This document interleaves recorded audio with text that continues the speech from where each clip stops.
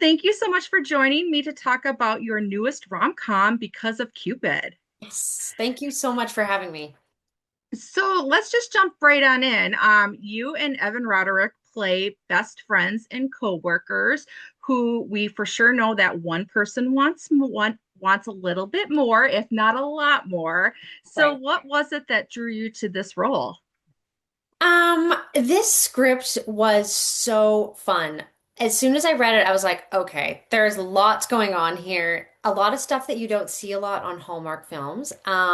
You've got mythological treasure hunts, you've got bartenders, you've Mhm. got Valentine's Day chaos, and of course, magic. So there's a lot going on.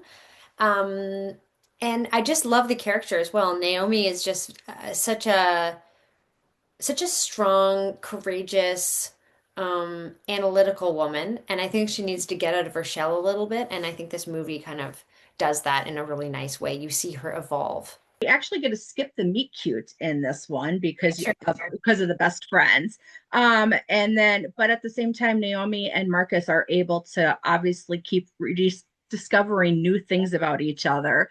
What is something, just out of curiosity, fans might discover about Evan that, or do you have an Easter egg about him that maybe fans don't know? Well, this is something I did not know, which maybe people do. He's an incredible hockey player. He was like a Mm. professional hockey player before he got into acting. Also, his other name is Evan Anderson. Oh, I did not know that. That was his hockey name is Evan Anderson. And so then when he was like, when I got into acting, he went with his, I think it's his mom's maiden name, maybe it's Roderick. They're both his names, but Hmm. and so I thought that was very interesting. He has like this whole other world that he was a total pro at, and now he's a pro at this. It's kind of cool. Yeah, so we had a little bit of singing from him, we see, and then there has been hints for articles that you get to do some singing too. So, Yeah. favorite rom-com karaoke song? Oh my God. I try to avoid karaoke at all costs, Catherine, but no, Okay. I do like it. It's just I don't know the words, and I know they're there, but I don't know how they attach to the music. I just, but what would I sing? Rom-com karaoke. Oh, I know. In 10 Things I Hate About You, Hmm. Heath Ledger sings on the balcony. What's this? You're too good to be true. Can't Yes. get my eyes off of you. Yeah, so I'd sing that one. There you go. So, all right, I won't invite you to the karaoke bar, but I No, do want invite you me. to be invite you, okay. Invite me. Yeah. But I do want you to be my mixologist because that was such a fun element to this movie. So, what is something that you maybe learned that you didn't know before this role? Well, have bartended in my past lives, so Okay. it wasn't all new to me, but it's been a minute. So, Hmm. yeah, what is something I learned though? Um, they did like an egg white thing with chickpeas and Okay. chickpea liquid. This is a mixology thing. Chickpea liquid, when you shake it, it foams, and so it can be like a vegan alternative to an egg white, which I thought Hmm. was very cool. That So is take that to your kitchen. Well, that's just the thing is science is such a part of science is sort of part of bartending that it's always been there because obviously you've got to get your like baking, you got to get your precisions right. Right. But there, like you said, when you get this foam now and when you get the things that you're lifting off and you're getting the dry ice, I Right. mean, it's a whole presentation. It's a role in itself now. It is, and I will say this film also included a lot of prop work. So like when you're in Mhm. the bar and you're doing all the things and you're moving the things, it has to be done at the same time so that like they match up for continuity. And so that was also a fun element just to have that part of your brain twirling at the same time. So I like a good challenge. It's nice. It's nice. You nailed it. I believed you right away. You Thank you. rocked it. Thank you. I appreciate that. So was there anything stepping into Naomi's shoes that helped you see something differently, either in your own relationships, in life with anyone, or people around you?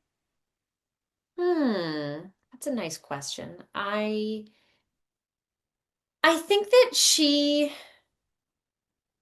I think that Naomi does a really good job of looking herself in the face and acknowledging her shortcomings. And it takes her a minute. She doesn't do Hmm. it right away, but she's able to, see those parts of yourself that maybe you're not as proud of or that you're not as willing to share. And she really bravely looks at that and then moves past it or like takes a step to do the opposite of that. And I think that's what bravery is. And she really displays that. And in my own life, I hope to do that too, to see the ways that I'm, not showing up for people or not doing my best and to really I think it's a good reminder just in daily life to Hmm. kind of like take a check on your pride or your bad habits and just kind of, I don't know, lead with gentleness, I guess. Well, actually, one of my favorite quotes that I wrote down immediately after I heard it from the movie was, "Love doesn't need a perfect start to have a happy ending." Yeah. And and that, I mean, when you think of it, you're thinking of it in a romantic love, of course, in this setting, but that's in any setting. And it was just something that just kind of, I love when you get those moments that just kind of hit you. Yeah. And it's true, there's all kinds of love. It doesn't have to be romantic. And, maybe part of Naomi too is thinks that her and Marcus have a perfect romance now as friends and as colleagues and she's scared to go beyond that. But yeah, I think that's well said. Yeah, it's taking a leap of faith for sure. Yeah, Um, so you were surrounded by an outstanding supporting cast I who sure was. all had their own stories. So, what was your favorite part about some teasers about their journeys? Each, I kind of think of them as couples because they end up kind of coupling off, but each couple was so strong. All the actors were so phenomenal, and their stories were so different. Um, Hmm. I loved, loved, loved the Sarah Booth and Jonathan Maxwell Silver who play, and now I'm forgetting their character names, Jane and um, oh my goodness, he runs the competition. Anyway, Steven, Stephen, thank you very much. you're welcome. um, Jane is hiding these parts of herself where, she used to be a business person and kind of like a shark, and then she went full yoga, whereas he is a shark. And I love this switch that they do, and it's also very visual. They do a good job Mhm. with the costumes and the way their voices sound. I just thought that was a very, very fun acting thing that they both did, and I think it plays really, really well in the movie. I agree with you because I think my takeaway was no matter what the outcome of a relationship was, what you take from it and how that either helps you along the way or how who you are encourages somebody else in something that maybe they didn't need. And definitely saw that in the switcheroo with some of that. I think that's so well said, Catherine, because that's exactly it. They weren't a right match for each other, but what that match did was showed them that they were both kind of ignoring those parts of themselves. Maybe, like I said before, like Hmm. they didn't want to look at and that actually are good for them. You have to, look at all of those parts of yourself. So yeah, yeah, exactly. There's a lot of like kind of lessons in all of these things too. If you want to go deep, if we want to go deep. Well, I mean, I kind of feel like, that's how you know a movie just resonates with you. I mean, yes, there's always, I will say you are fantastic at the banter. You and Evan had it so playfully, but then with all the cast too, physical comedy, we've seen you do that and absolutely love you in it. But you just like it, the things that stick with me are those segments that you're just like, oh, that is something I see in myself Yeah. or something that you want to see in yourself. And that those are what stay with me. And I feel like a lot of my friends when we have those deep dive conversations is the exact same. Exactly. Yeah, and I hope that you see Naomi go from the journey of like the banter and all of that, and then coming into the more earnest place of being brave enough to say how you feel and Hmm. open yourself up to other people and letting them in. So hopefully that whole journey reads for the audience. Is there anything that you would still like to dive into that you haven't had the opportunity to, whether in the Hallmark universe or outside of it? Definitely. I mean, within the Hallmark universe, just so many more. I just want to have the opportunity to tell more stories. Each Hallmark movie is so different, and Mhm. um, I feel like I've just scratched the surface. So I'm Oh, definitely. really excited to see. And these writers are constantly coming up with new things. Like you never know what's going to appear. So I'm just I don't even know what specifically, just Mm. more different characters, more places, more just all of it more. And then in the other outside Hallmark realm, a dream of mine would be to be on a network comedy. So that put that in the universe and maybe one day it'll come back. I have been before, but one that doesn't get canceled. So fair. It's such a hard you. And I actually had I this was in a conversation. whole TV series that got canceled, no one ever saw it. So Oh, want a redo of that. Yeah. no, that's completely fair. So did it ever make it to the pilot to actually be We aired on shot the TV? whole season and Oh. then it never aired. Yeah.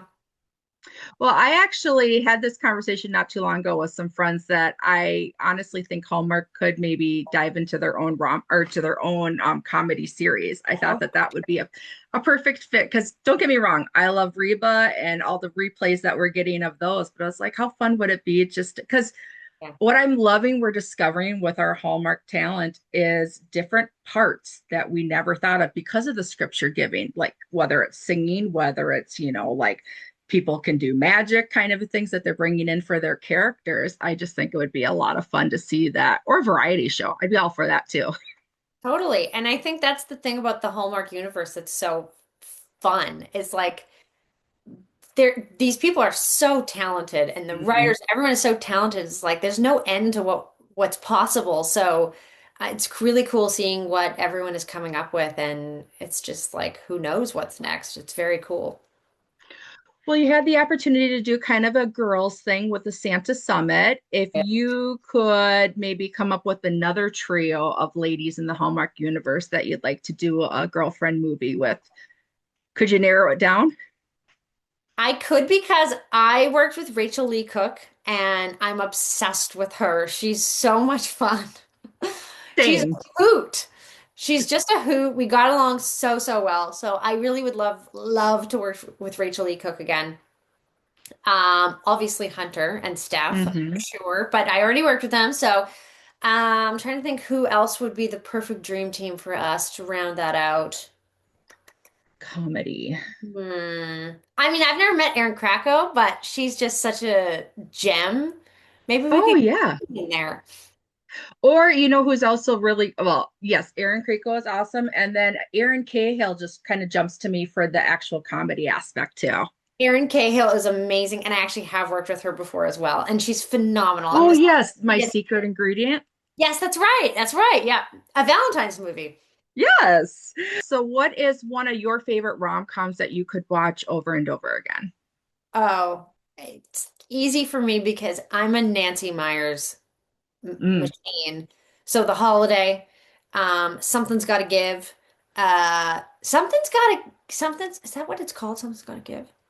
Is that with Diane Keaton? Yes, Diane Keaton and Jack Yes. Nicholson. I always remember, forget the name. That's maybe my favorite rom-com ever. It's like, I don't know why I'm obsessed with it. I love the beautiful beach house she goes to. I love, I love that movie. It's been a while since I've seen it, but it's on Netflix. So maybe I'll have to I would bring that recommend back. a rewatch. I'll do a rewatch. Let me know what you think, Catherine. Absolutely will. So then is favorite rom-com trope that you enjoy or meet cute that you like to play or you're excited when you see it. That's the meet cute opportunity a rom-com takes. Hmm, that is a good question. I mean, I think Santa Summit had a cute meet cute because of the like Hmm. beards. Like maybe the like hidden identity is kind of cute. I think that's pretty cute. Um, I feel like there's something that I'm trying to think of that I can't remember. Let's just go with the hidden identity because it's on my mind now and I can't stop thinking about it. But yeah, some kind of like you meet, you have a conversation that's really, really intriguing, and then you don't even really know what they look like, but you know Hmm. it's almost like talking on the phone, maybe a love is blind energy, and then you fall in love with what they look like after. You already know that you love them for the inside. Maybe that kind of I absolutely love that. And then let's end on if you had the opportunity to remake any movie. another Nancy Myers, and it would be The Holiday. Okay, But absolutely. I could fall in love with Jude Law. I think we all can. Yeah. I'd like to play Cameron Diaz's role in the holiday. That would be my yeah. Sold. Let's call Nancy Myers and see if she'll go for it. Oh, I'll start working on my social media campaign right now. Perfect. Thank you. Well, thank you so much for taking this time out to spend with me to talk about some rom-coms. I really appreciate it. Thanks so much for having me on.